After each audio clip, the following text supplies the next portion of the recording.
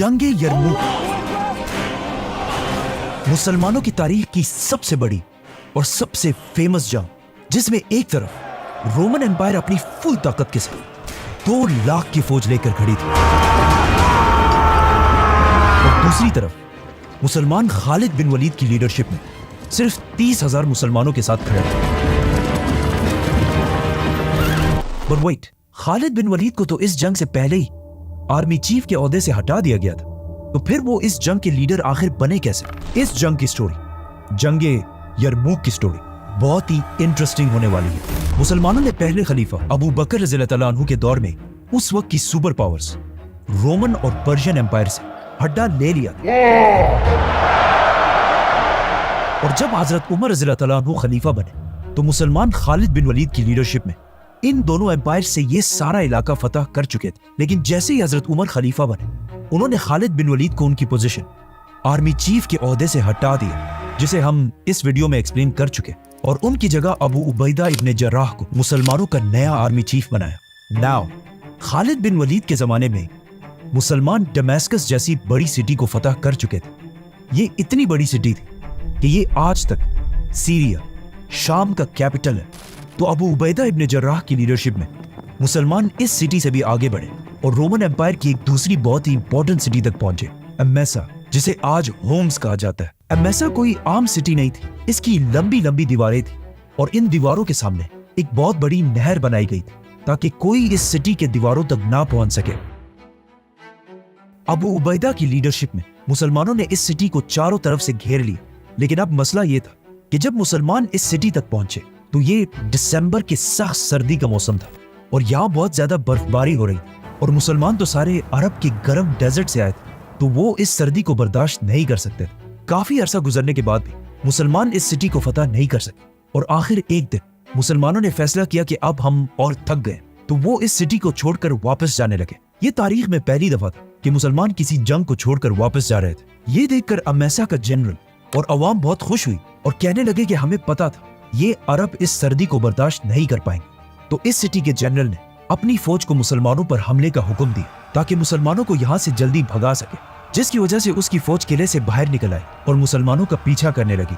जैसे ये फौज अपने किले के तोपों और तीरों की रेंज से बाहर निकली तो मुसलमानों की फौज अचानक रुक गई और इन पर हमला कर दी, और एट द सेम टाइम मुसलमानों की इन 2 फौजों ने भी आकर इस फौज पर हमला कर दिया और इस तरह ये सारी फौज खत्म हो गई और इनका जनरल मारा गया। मुसलमानों की आर्मी की इस जबरदस्त प्लानिंग को देखकर यही लगता है कि जरूर ये खालिद बिन वलीद का ही मशवरा होगा। अबू उबैदा मुसलमानों की फौज लेकर वापस सिटी के पास आए। अमेसा के लोग जो अब तक बहुत खुश थे, ये देखकर उनका सारा हौसला टूट गया और उन्होंने सिटी की गेट्स खोलकर अबू उबैदा के सामने सरेंडर कर दिया। नाउ अब फाइनली टाइम आ चुका था कि मुसलमान शाम, सीरिया से निकलकर रोमन एम्पायर के कैपिटल तुर्की में कॉन्स्टेंटिनोपल, जिसे आज इस्तांबुल कहा जाता है, उसकी तरफ बढ़ते। लेकिन अचानक एक मैसेंजर मुसलमानों की कैपिटल मदीना से खलीफा उमर बिन खत्ताब का एक बहुत ही इंपॉर्टेंट लेटर लेकर फुल स्पीड मदीना से एमेसा की तरफ पहुंचा और उस मैसेंजर ने सीधा जाकर ये लेटर अबू उबैदा तक पहुंचाया।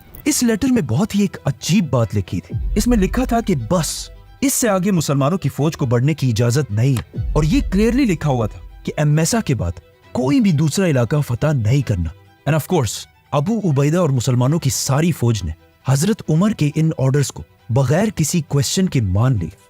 लेकिन अब हजरत उमर के इस ऑर्डर से एक बहुत बड़ा मसला ये हुआ कि मुसलमानों की फौज की स्पीड, जो इससे पहले ही खालिद बिन वलीद के हटाने से बहुत ही स्लो हो चुकी थी, अब ऑलमोस्ट खत्म हो गई। और इतनी स्लो हुई कि इस मैप को देखें, हजरत अबू बकर रज़ियल्लाहु अन्हु ने इससे पहले अपनी सिर्फ 2 साल की खिलाफत मदीना से दमास्कस तक ये इतना बड़ा इलाका फतह किया था। लेकिन अब हजरत उमर रज़ियल्लाहु अन्हु के पहले 2 सालों में मुसलमान दमास्कस से सिर्फ इतना ही आगे जा पाए।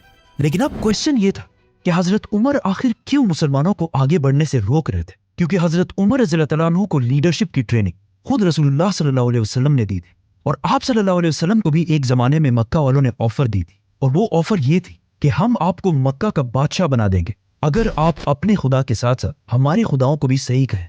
लेकिन आप सल्लल्लाहु अलैहि वसल्लम ने आसानी का रास्ता अपनाने के बजाय इस ऑफर को ठुकरा दिया और कई साल तक मक्का वालों के जुल्मों को बर्दाश्त करते रहे।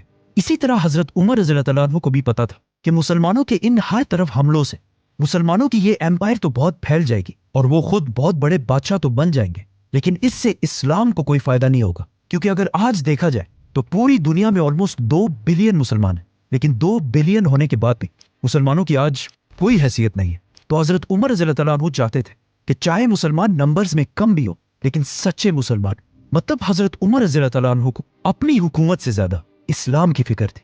तो उन्होंने दोबारा हजरत अबू उबैदा की तरफ एक लेटर भेजा, जिसका मफहूम ये था कि अब तुम सिर्फ एक आर्मी चीफ नहीं बल्कि पूरे शाम के गवर्नर और पहले इस्लामिक लीडर हो।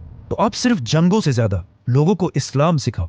और यहीं से पहली बार अरब से बाहर लोग इस्लाम के सिस्टम को जानने लगे। इससे पहले हजरत अबू बकर रज़ियल्लाहु तआला अन्हु के दौर में मुसलमान इतनी टेंस सिचुएशन में थे कि उन्हें इन नए इलाकों में इस्लामिक निजाम कायम करने का टाइम नहीं मिला। तो अब हजरत उमर रज़ियल्लाहु तआला अन्हु ने पहली बार दुनिया के सामने एक नया सिस्टम रखा, खिलाफत का सिस्टम। और हजरत उमर रज़ियल्लाहु तआला अन्हु ने बहुत सोच समझ के हजरत अबू उबैदा को इस काम के लिए चूज किया, क्योंकि अबू उबैदा इब्न जर्राह रज़ियल्लाहु तआला अन्हु इस्लाम के पहले 10 मुसलमानों में से थे। और इस्लाम लाने के बाद वो रसूलुल्लाह सल्लल्लाहु अलैहि वसल्लम की हर डिसीजन में उनके साथ शामिल थे और इस्लाम के साथ इतने लॉयल थे कि जब जंग बदर में मुसलमान और काफिर एक दूसरे के सामने हुए तो अबू उबैदा के वालिद दुश्मनों की फौज में थे, और फिर जब जंग शुरू हुई तो अबू उबैदा के वालिद उन्हीं के हाथों से मारे गए, जिसके बाद इनकी इस्लाम के साथ कमिटमेंट पर किसी को कोई शक नहीं था। इसीलिए हजरत उमर रज़ियल्लाहु तआला अन्हु ने खालिद बिन वलीद को हटाकर इन्हें मुसलमानों का नया लीडर बनाया, क्योंकि अब जंग से ज्यादा एक ऐसे लीडर की जरूरत थी जो लोगों को इस्लाम का असल मकसद सिखा सके। तो हजरत अबू उबैदा रज़ियल्लाहु तआला अन्हु ने पूरे शाम को छोटे हिस्सों में डिवाइड करके यहाँ के नए गवर्नर्स लगाए और खुद सबसे फ्रंट वाली सिटी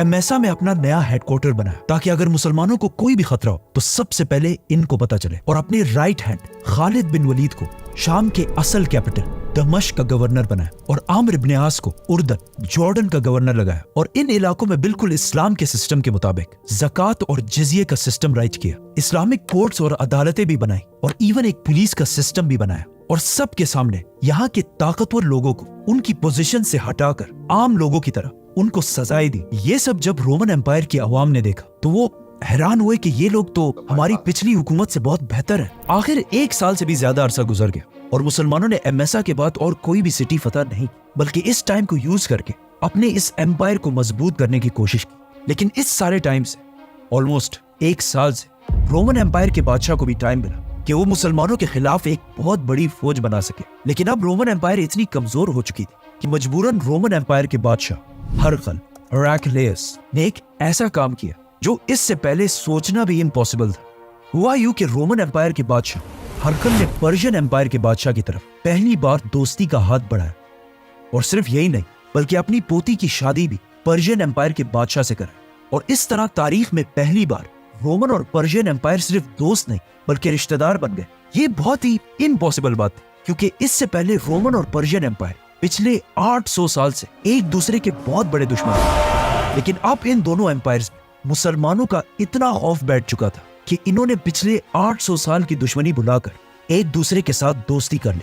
ये ऐसा ही था जैसे आज पाकिस्तान और इंडिया किसी और के खिलाफ एक हो जाए, और इवन वर्स फलस्तीन और इजराइल किसी दूसरे के खिलाफ एक दूसरे के दोस्त बन जाए, जो इम्पॉसिबल। लेकिन हजरत उमर रज़ियल्लाहु तआला अन्हु की खिलाफत मुसलमानों के खौफ ने इन्हें एक होने पर मजबूर कर दी। तो अब इन दोनों एम्पायर्स ने मिलकर मुसलमानों के खिलाफ अपनी अपनी एम्पायर्स में बहुत बड़ी फौज जमा करना शुरू कर दी, जिसके बाद जंगे यरमुक और जंगे कादसिया जैसी अजीम जंगे लड़ी गई। रोमन बादशाह ने अंताकिया में अपने सारे जनरल्स की एक मीटिंग बुलाई, जिसमें उसने एक सिंपल सा क्वेश्चन पूछा कि आखिर क्या वजह है कि हम इन मुसलमानों से नंबर्स में ज्यादा होने के बावजूद हर जंग में हार जाते हैं। जिस पर उनके सारे जनरल्स ने एक ही जवाब दिया कि मुसलमानों की फौज का जो आर्मर होता है वो हमारी फौज से बहुत ही हल्का होता है, इसीलिए उनकी स्पीड हमेशा हमसे बहुत तेज होती है, और मुसलमान हमसे कभी एक जंग में नहीं लड़ते बल्कि हमेशा छोटे छोटे ग्रुप्स में लड़ते। तो रोमन बादशाह ये सब सुनकर अपने तख्त से खड़े हुए और कहा कि अब इन सारी बातों का सिर्फ एक ही हल है, और अगर तुम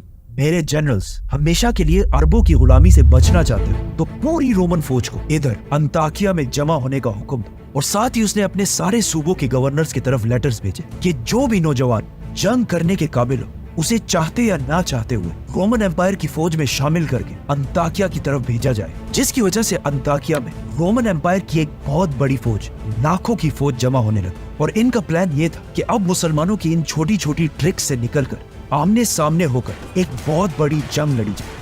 अब जब ये सब कुछ यहाँ पे हो रहा तो वहाँ एमेसा में मुसलमानों के जनरल अबू उबैदा इब्न जर्राह को रोमन बादशाह के हर मूव की खबर मिलती जा रही थी, जिससे वहां पर मुसलमान बहुत ही टेंशन में थे कि अब आखिर हम क्या करेंगे, इतनी बड़ी फौज का मुकाबला कैसे करें, क्योंकि अब हर तरफ से रोमन एम्पायर मुसलमानों से बदला लेने के लिए इनकी तरफ बढ़ रही थी। मुसलमानों की इस घबराहट को देखकर अबू उबैदा ने जल्दी से एक दूसरी मीटिंग बुलाई और अपने सारे जनरल्स को बुलाकर पूछा कि अब हमें इतनी बड़ी फौज के सामने क्या करना चाहिए, जिस पर सारे जनरल्स के मशवरे से यह फैसला किया गया कि हमें एमेसा, जिसे आज के जमाने में होम्स कहा जाता है, इस सिटी को बगैर किसी लड़ाई के छोड़कर यहां से वापस दमिश्क की तरफ जाना चाहिए, जिधर उस वक्त खालिद बिन वलीद अपनी फौज के साथ मौजूद थे। लेकिन जाने से पहले अबू उबैदा इब्न जर्राह ने इस सिटी के फाइनेंस मिनिस्टर को बुलाया और उसे ऑर्डर्स दिए कि यहाँ जितने लोगों से भी जिजिया टैक्स लिया गया था, उन सब को वो पैसे वापस कर दिए जाए, क्योंकि ये जिजिया टैक्स हमने इनकी हिफाजत के लिए लिया था और अब जब हम इनकी और हिफाजत नहीं कर सकते तो इस टैक्स पर भी अब हमारा कोई हक नहीं है।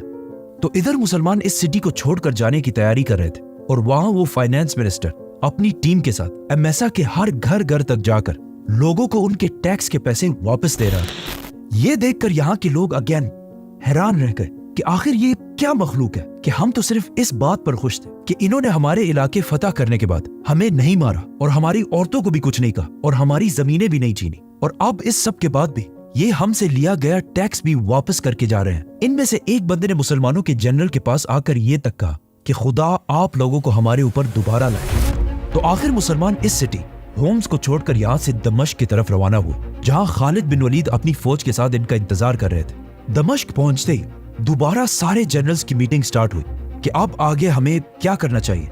अब जब ये मीटिंग चल ही रही थी कि अचानक एक मैसेंजर जॉर्डन उर्दन से अम्र इब्न आस का लेटर लेकर अबू उबैदा के पास पहुंचा और इस लेटर में लिखा था कि रोमन एम्पायर की फौज की ताकत को देखकर सिर्फ जॉर्डन में नहीं बल्कि हर तरफ बहुत सारे क्रिश्चियंस बगावत कर रहे हैं। और अब जब उन्होंने ये भी देखा कि मुसलमान उस फौज के डर से एमेसा छोड़कर वापस आ चुके हैं, तो उनका कॉन्फिडेंस और भी बढ़ चुका है और हर तरफ इन बगावतों को कंट्रोल करना बहुत मुश्किल हो चुका है। अब मुसलमान दोनों तरफ से फंस चुके थे, मतलब इनके सामने रोमन एम्पायर की 2 लाख की फौज इनके तरफ बढ़ रही थी और इनके पीछे हर तरफ लोग बगावतें कर रहे थे। तो मुसलमान जनरल्स को समझ आ गई थी कि अब यहाँ दमिश्क में रहना भी बहुत ही डेंजरस काम है। लेकिन दमिश्क इतनी बड़ी सिटी थी, मतलब ये फैसला इन जनरल्स ने नहीं बल्कि मदीना में खलीफा उमर बिन खत्ताब और उनके ministers Abdurrahman bin Auf, Usman और अली रज़ी अल्लाह अन्हु ने करना था। तो सिर्फ कुछ ही दिनों में डायरेक्ट मदीना से उमर बिन खत्ताब का लेटर दमिश्क पहुंचा, जिसमें लिखा था कि फैसला हो चुका है कि दमिश्क की इस सिटी को छोड़ दिया जाए, और सिर्फ दमिश्क को नहीं बल्कि पूरे शाम को छोड़ दिया जाए और यहाँ से पीछे हटकर कोई ऐसी जगह जंग के लिए सेलेक्ट कर जिसकी लोकेशन ऐसी हो कि उसके पीठ के पीछे अरब का इलाका हो, ताकि पीछे से कोई बगावतें ना हो सके और हमारे सारे दुश्मन हमारी आंखों के सामने हो। तो फौरन हजरत उमर रज़ी अल्लाह अन्हु के इस ऑर्डर पर काम शुरू हो गया और मुसलमान दमिश्क को छोड़कर पीछे हटे और जॉर्डन में अम्र इब्न आस की फौज की तरफ रवाना हुआ। बट जाने से पहले यहाँ के सारे लोगों से भी जो टैक्स लिया गया था, अबू उबैदा ने वो टैक्स वापस करने का हुक्म दिया और यहाँ के लोग भी हैरान हुए कि ये कौन लोग हैं आखिर मुसलमानों की ये फौज और अम्र इब्न आस की फौज यरमूक के दरिया के पास एक दूसरे के साथ मिल गई और साथ ही शाम में मुसलमानों की जितनी भी फौज वो सारे भी आकर मुसलमानों की इस फौज के साथ शामिल हो और ये सब रोमन एम्पायर की फौज का इंतजार करने लगे। वहां मदीना में भी हजरत उमर रज़ी अल्लाह अन्हु और उनके सारे मिनिस्टर्स बहुत टेंशन में थे कि अब इतनी बड़ी फौज का मुकाबला कैसे करेंगे, क्योंकि ये अब तक इस्लाम की तारीख की सबसे बड़ी जंग थी। तो उन्होंने इस फौज की मदद के लिए मदीना में इस फौज के लिए लोग जमा करना शुरू कर दिए। तो हजरत उमर रज़ी अल्लाह अन्हु ने मस्जिद नबवी में सबको बुलाकर एक बहुत ही जबरदस्त स्पीच की, जिसमें सबसे पहले वो सहाबा भी सामने आए जो इस्लाम की पहली जंग बदर में भी शामिल थे और अब उनकी एज भी बहुत ज्यादा थी, लेकिन ये जंग इतनी खतरनाक थी कि जंग बदर के 100 सहाबा इस जंग में शामिल होने के लिए तैयार हुए। मतलब जंग बदर के 313 में से 100 सहाबा, जो एक बहुत बड़ा नंबर है। तो ये बदरी सहाबा भी बिल्कुल जंग बदर की तरफ अब तलवार उठाकर जंग यरमूक की तरफ जाने के लिए तैयार हुए। इन्हीं 100 सहाबा को देखकर 1000 और सहाबा भी इस जंग के लिए तैयार हुए और इन 1000 सहाबा को देखकर 5000 और मुसलमानों ने भी यरमूक की तरफ जाने का वादा किया। यह देखकर हजरत उमर रज़ियल्लाहु अन्हु ने भी इरादा किया कि वो खुद इस जंग को यरमूक में लीड करेंगे। लेकिन फिर बाकी सहाबा ने उन्हें समझाया कि ये जंग जीतना बहुत ही मुश्किल काम और कहीं ऐसा ना हो कि मुसलमान ये जंग हार जाए और खलीफा को भी नुकसान पहुंचे, तो इससे इस्लाम को बहुत बड़ा नुकसान होगा, तो आप इस जंग के लिए खुद मत जाए। अब वहां यरमूक के मैदान में एक तरफ 2 लाख और दूसरी तरफ सिर्फ 30,000 की फौज खड़ी थी। लेकिन काफी दिन गुजरने के बाद भी इन दोनों फौजों में कोई भी एक दूसरे पर हमला नहीं कर रहा था और कई हफ्तों तक रोमन कैंप से रात को शराब और पार्टीज की आवाजें आती रहती थी और ऐसा लग ही नहीं रहा था कि ये लोग कोई जंग करने के लिए आए। तो ये देखकर खालिद बिन वलीद ने सोचा कि जरूर इसके पीछे कोई ना कोई साजिश चल रही हो। तो अचानक एक दिन रोमन जनरल वाहान का एक बंदा मुसलमानों के कैंप्स की तरफ आया और अबू उबैदा से कहा कि हम आपसे लड़ना नहीं चाहते बल्कि आप लोगों के साथ एक डील करना चाहते हैं, तो आप अपना कोई स्ट्रॉन्ग जनरल कल हमारी तरफ भेजें। तो अबू उबैदा रज़ियल्लाहु तआला अन्हु ने of course Khalid bin Walid को उनकी तरफ भेजा। जैसे ही खालिद बिन वलीद वहां पहुंचे तो रोमन जनरल ने उन्हें डराने के लिए अपनी फौज को फुल सीधी लाइन में खड़ा किया और फुल आर्मर के साथ भर दिया ताकि मुसलमान जनरल के दिल में रोमन एम्पायर का खौफ बैठ जाए। बट ये लोग किसको डरा रहे थे? खालिद बिन वलीद को? I don't think so. Khalid bin Walid इन सारी चीजों को इग्नोर कर सीधा रोमन जनरल के पास पहुंचे। तो जनरल सारों के सामने खड़े हुए और अपनी स्पीच स्टार्ट की जिसमें उन्होंने जीसस क्राइस्ट की कुछ तारीफ करने के बाद अपने बादशाह हरकल की तारीफ करना शुरू की और कहा कि हरकल रोमन बादशाह पूरी दुनिया का सबसे ताकतवर बादशाह है। और जब वो इसकी कुछ ज्यादा ही तारीफ करने लगा तो खालिद बिन वलीद ने उसे रोक दी और कहा, यस मैं मानता हूं कि तुम्हारा बादशाह सबसे बड़ा बादशाह, हमारे बादशाह से भी बड़ा बादशाह, लेकिन जिस आदमी को हमने अपना लीडर बनाया वो असल में कोई बादशाह है ही नहीं बल्कि खलीफा है। और जिस दिन उसके दिल में बादशाह की थोड़ी सी भी ख्वाहिश पैदा हुई हम उसको उसकी पोजीशन से हटा देंगे। और ये बात बिल्कुल सही थी क्योंकि अगर देखा जाए तो यरमूक के मुसलमानों की इस फौज में खलीफा उमर बिन खत्ताब के अपने बेटे अब्दुल्ला बिन उमर भी शामिल थे, लेकिन किसी जनरल की हैसियत में नहीं बल्कि एक आम सोल्जर की तरह। इसके अलावा पिछले खलीफा हजरत अबू बकर के बेटे अब्दुर्रहमान बिन अबू बकर भी इस जंग में एक आम सोल्जर की तरह शामिल। और इस फौज के जनरल सारे ऐसे लोग जिनका हजरत उमर रज़ियल्लाहु तआला अन्हु के कबीले बनु अदी से दूर दूर तक कोई ताल्लुक नहीं। खालिद बिन वलीद ने ऑफ कोर्स इस मीटिंग में रोमन्स की सारी ऑफर्स को रिजेक्ट कर दी और वापस अपने कैंप्स की तरफ आए। बट एक मिनट, ये अजीब बात नहीं है कि रोमन्स 2 लाख होने के बाद भी मुसलमानों से जंग नहीं बल्कि डील करना चाहते। असल में ये सब कुछ झूठ था। रोमन्स मुसलमानों से कोई डील नहीं बल्कि टाइम बाय करना चाहते थे। याद है हमने कहा था कि इस जंग से कुछ ही अरसा पहले रोमन और पर्शियन एम्पायर दोस्त ही नहीं बल्कि रिश्तेदार बन चुके थे और इन दोनों ने मुसलमानों के खिलाफ एक ही टाइम पर फौजें जमा करना शुरू कर दी। तो रोमन एम्पायर मुसलमानों से कोई डील नहीं बल्कि अपने दोस्त पर्शियन एम्पायर की फौज का इंतजार कर रही थी ताकि वो जल्दी रेडी हो और हम दोनों एक साथ ही मुसलमानों पर हमला करके इन्हें खत्म कर दें। तो ये डील सिर्फ एक बहाना था जिसका खालिद बिन वलीद को पहले ही अंदाजा हो चुका था। तो उन्होंने सीधा एक लेटर हजरत उमर रज़ियल्लाहु तआला अन्हु की तरफ भेजा कि यहाँ पे ये सब कुछ चल रहा है। तो हजरत उमर रज़ियल्लाहु तआला अन्हु ने पर्शियन एम्पायर में मुसलमानों की फौज की तरफ ऑर्डर्स भेजे कि किसी भी हाल में पर्शियन एम्पायर के साथ जंग मत करो बल्कि उनके साथ निगोशिएशन स्टार्ट करो कि हम आपसे और जंग नहीं करना चाहते और हम अपने इलाकों में वापस जा रहे हैं ताकि इससे पर्शियन एम्पायर की फौज स्लो हो जाए। And it worked. पर्शियन बादशाह ये सुनकर बहुत ही खुश हुआ और मुसलमानों से इन निगोशिएशंस में उनका बहुत टाइम वेस्ट होने लगा। तो इस तरह हजरत उमर रज़ियल्लाहु तआला अन्हु ने जबरदस्त प्लानिंग से पर्शियन एम्पायर से जंग का खतरा थोड़ा डिले कर दिया। नाउ रोमन फौज यरमूक में अब भी पर्शियन फौज का इंतजार ही कर रही, लेकिन अचानक उन्होंने देखा कि मदीना से एक नई फौज ने आकर मुसलमानों की फौज को ज्वाइन कर लिया।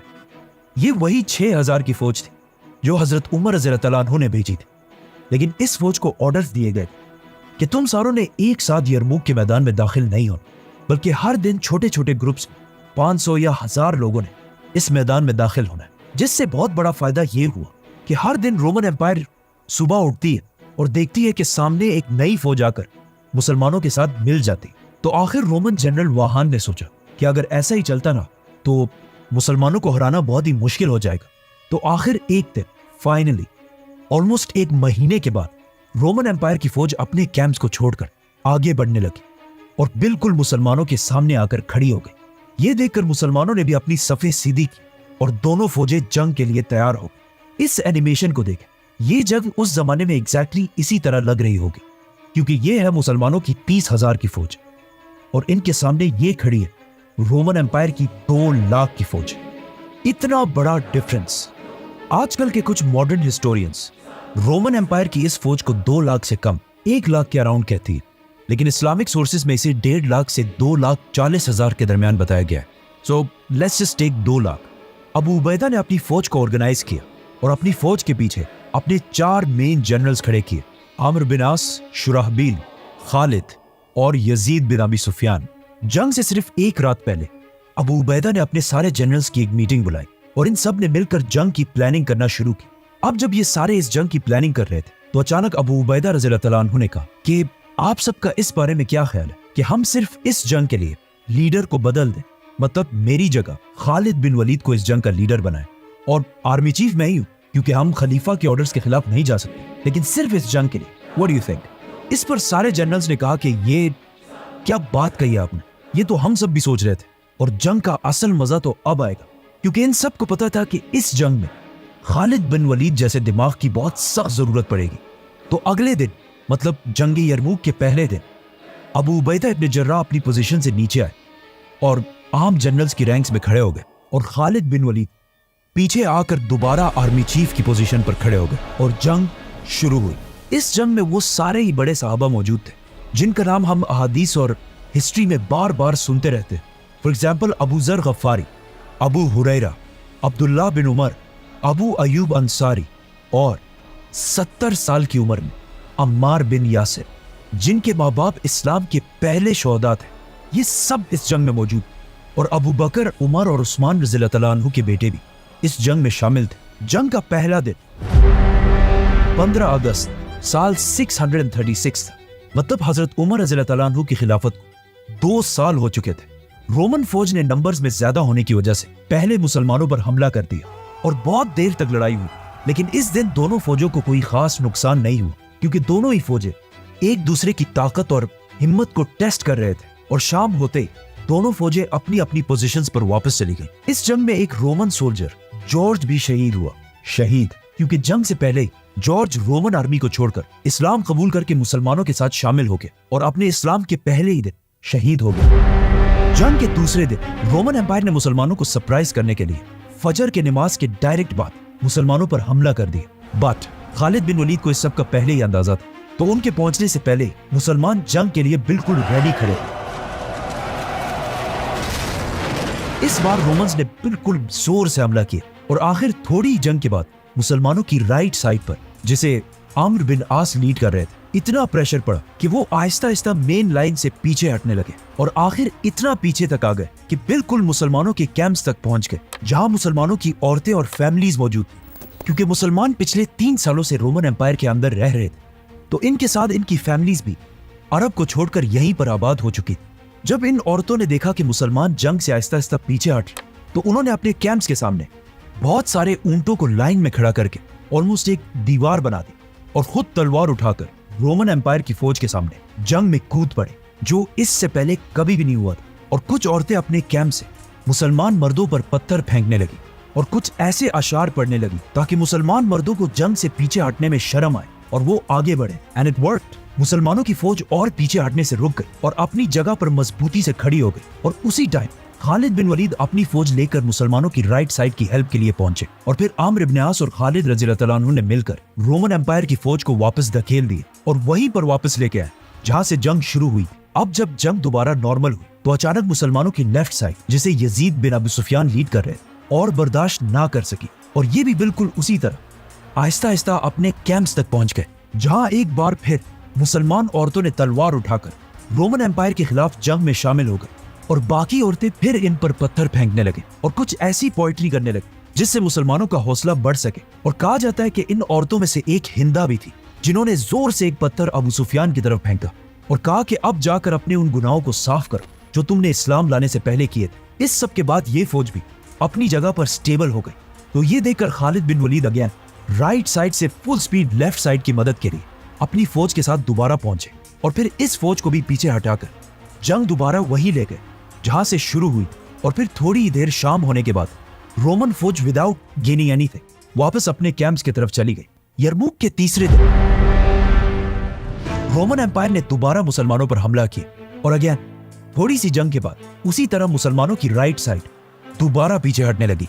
लेकिन इन्हें इस बार ऑर्डर्स दिए जा चुके थे कि पिछले दफा की तरह सीधी लाइन में पीछे नहीं हटना, बल्कि एक स्पेसिफिक एंगल में हटना है, ताकि रोमन्स की पूरी फौज दो में डिवाइड हो जाए और खालिद बिन वलीद सेंटर से इन पर हमला कर सके। तो मुसलमान फौज ने भी एग्जैक्टली ऐसा ही किया। इसी तरह मुसलमान और रोमन्स शाम तक लड़ते रहे और दोनों साइड से बहुत सारे लोग मारे गए और शाम होते ही रोमन फौज दोबारा अपने कैंप्स की तरफ वापस चली गई।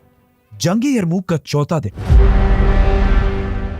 इस जंग का सबसे खतरनाक दिन था, जिसे आज भी the day of lost eyes कहा जाता है। इस बार रोमन जनरल वाहान ने अपनी स्ट्रेटजी बिल्कुल बदल दी और सुबह होते ही सिर्फ अपनी लेफ्ट साइड की फौज को मुसलमानों पर हमले का हुक्म दिया और दूसरी फौज को आहिस्ता आहिस्ता लेकर आगे बढ़ने लगा। वाहान का यह प्लान बहुत ही जबरदस्त था, क्योंकि कुछ ही देर के बाद अगेन मुसलमानों की राइट साइड जंग से पीछे हटने लगी। खालिद बिन वलीद ने यह देखकर सिचुएशन संभालने के लिए अबू उबैदा और यजीद को हुक्म दिया कि यही खड़े रहने के बजाय तुम रोमन फौज पर हमला कर दो, और खुद राइट साइड पर मुसलमानों की मदद के लिए पहुंचे। अबू उबैदा और उसकी फौज ने आगे जाकर रोमन एम्पायर को काफी देर तक रोका रखा और काफी देर तक जंग इसी तरह चलती रही। आखिर रोमन जनरल ने अपने आर्चर्स को आगे किया और उन्होंने अबू उबैदा की फौज पर तीर बरसाना शुरू कर दिए, जिससे बहुत सारे मुसलमान शहीद हुए और जो मुसलमान बच गए उनमें से 700 लोगों के आंखों में तीर लगी, जिससे वो ऑलमोस्ट ब्लाइंड हो गए, जिससे मजबूरन अबू उबैदा की फौज आहिस्ता आहिस्ता पीछे हटने लगी। अब चौथे दिन पहली बार मुसलमानों की राइट और लेफ्ट दोनों फौजें इतने पीछे चली गई कि दोनों फौजें अपनी कैंप्स तक पहुंच गई और वहां एक बार फिर औरतों ने अपने कैंप से निकलकर तलवार उठाकर रोमन एम्पायर के खिलाफ लड़ना शुरू कर दिया और बाकी औरतों ने दोबारा मुसलमानों पर पत्थर फेंकना शुरू कर दिए ताकि उनकी अरब गैरत जाग सके। यरमुक के इस जंग में मुसलमान औरतों के इस रोल से बाद में एक मुसलमान सोल्जर ने यह भी कहा कि उस दिन यरमुक के दिन हमें रोमन एम्पायर की फौज से इतना डर नहीं लगता जितना इन औरतों की बातों और पत्थरों से लगता था। इसी तरह मुसलमानों की फौज रोमन एम्पायर से बहुत छोटी होने के बाद भी अपनी जगह पर मजबूती से खड़ी हो गई, जिस पर रोमन सोल्जर्स भी हैरान थे कि हम इनसे इतना ज्यादा होने के बाद भी इन्हें आखिर क्यों पीछे नहीं हटा पा रहे।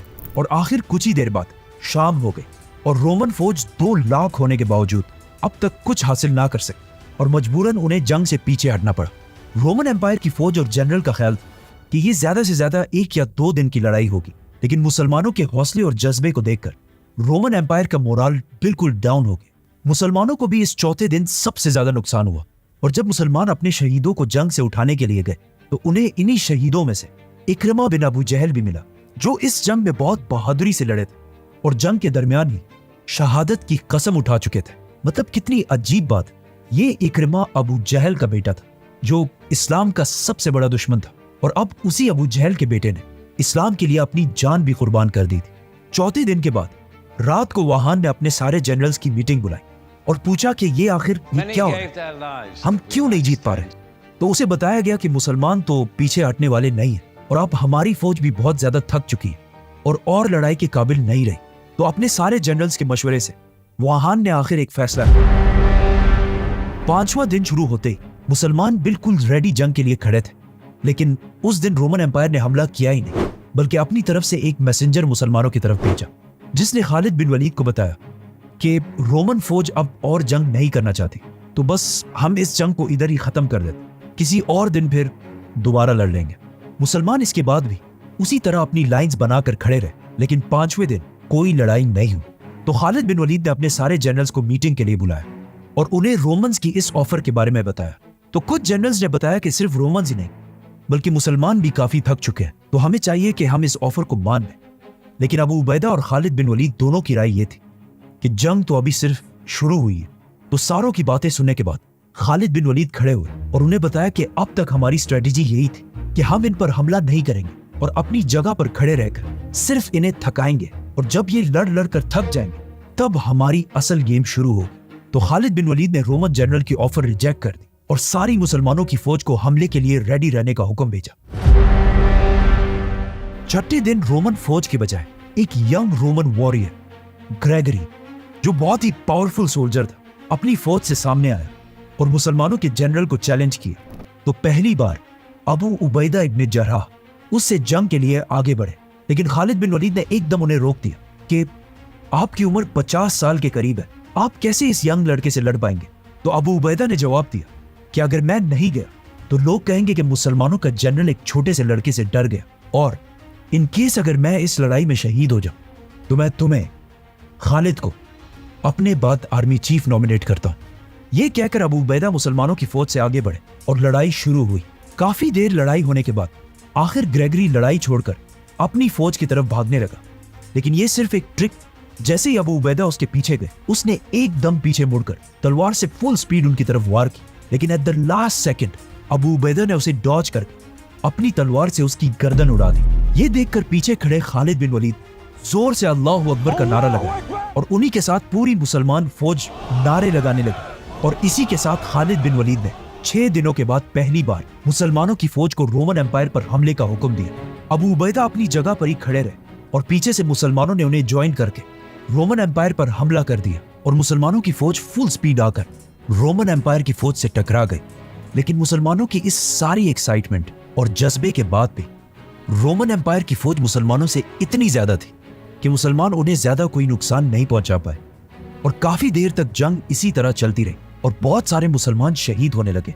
और आहिस्ता आहिस्ता ऐसा लगने लगा कि खालिद बिन वलीद ने यह हमला करके बहुत बड़ी गलती की है, क्योंकि अब यहां से पीछे जाना भी इम्पॉसिबल था।